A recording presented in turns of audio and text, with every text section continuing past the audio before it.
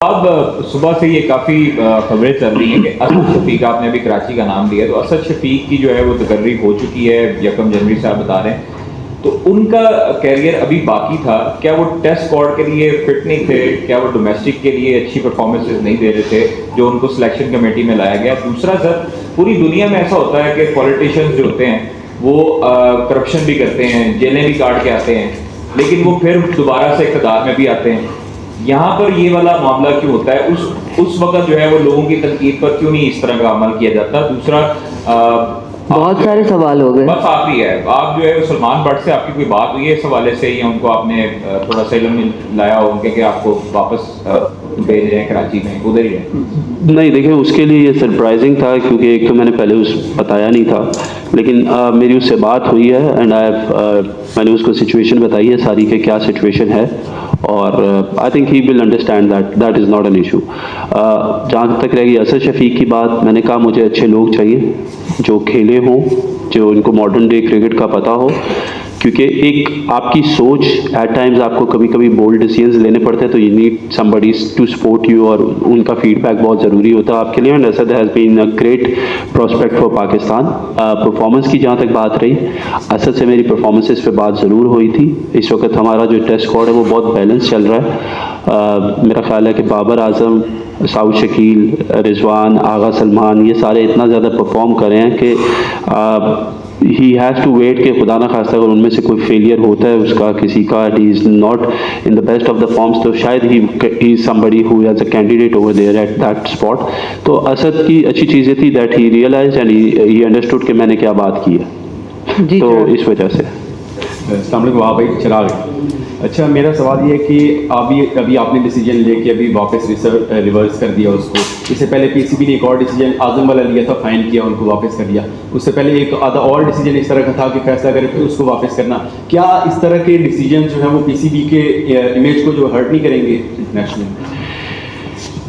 यार, असल में हमारा प्रॉब्लम यह है कि हम लोग कोई चीज़ अच्छी करें तो वो भी बुरी है, और अगर ना करें तो तब वैसे ही हम लोग सारे क्रिटिसाइज हो जाते हैं।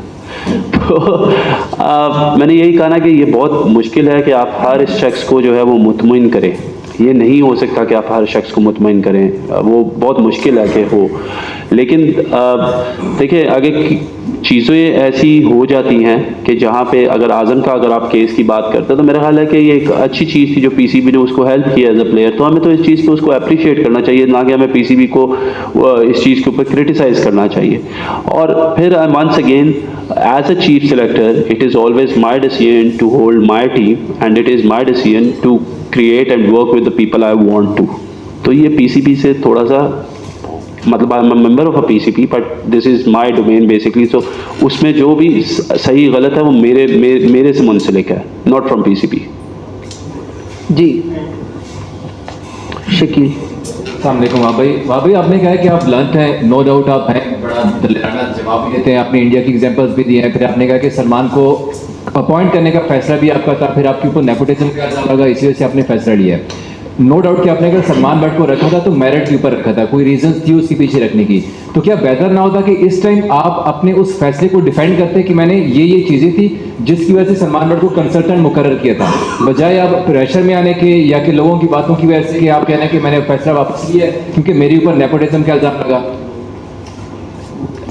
मैं यही आप लोगों को बात बताना चाह रहा हूँ कि क्योंकि हम इकट्ठे खेले हुए हैं, हमारी एक दोस्ती है, और उसको जो है गलत अंदाज में साबित करने की कोशिश की जा रही है।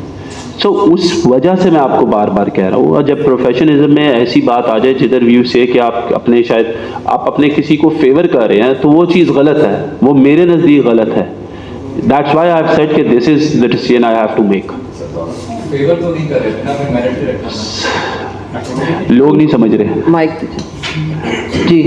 वहाब साहब, आपने काफ़ी सारे लोगों का जिक्र किया है कि जिनकी वजह से ये एक शायद प्रोपेगेंडा हुआ है, और उनका नाम आपने लिया कि इन्होंने भी किया, इन्होंने भी किया, इन्होंने भी किया।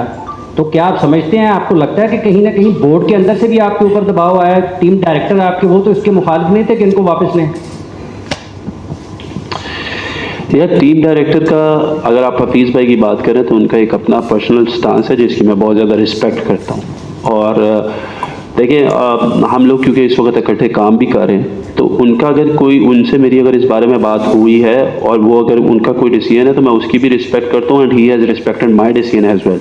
ऐसा नहीं है कि he hasn't respected my decision, he is been very much supportive to me on this. और उसकी वजह से मेरा ये ख्याल है कि वो तो काफ़ी देर से इन चीज़ों के बारे में बात कर रहे थे, लेकिन बात यह है कि when it comes to my decision, it is my decision, not his decision.